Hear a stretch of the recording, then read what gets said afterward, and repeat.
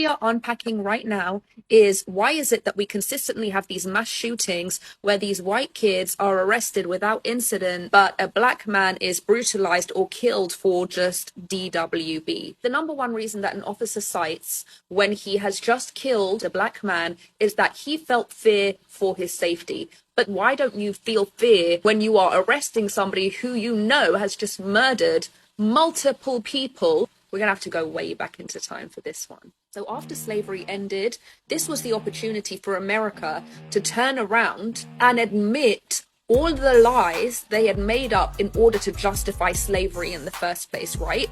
Because how do you justify enslavement? The only way that's possible is through their total dehumanization. This is a fun one. Scientific racism.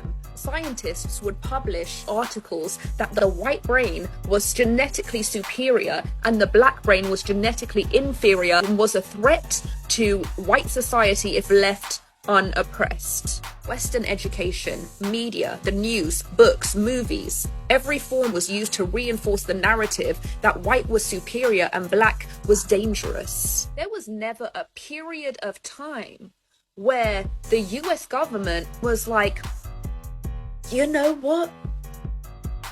We lied.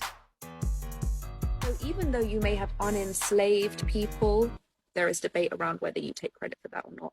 What you never did is undefame a people. That implicit bias lives on in the collective psyche of white supremacists. So when they do come across a black man in a traffic stop, their biological automatic nervous system response is that I have to shoot him out of fear for my safety.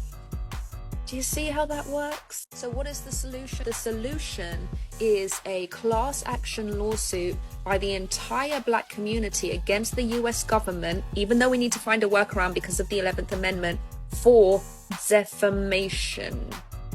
Because, you know, the elements of defamation are quite simple.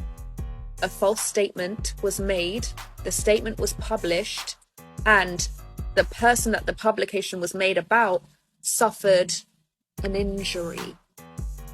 Now, where can I think of a couple injuries to justify that?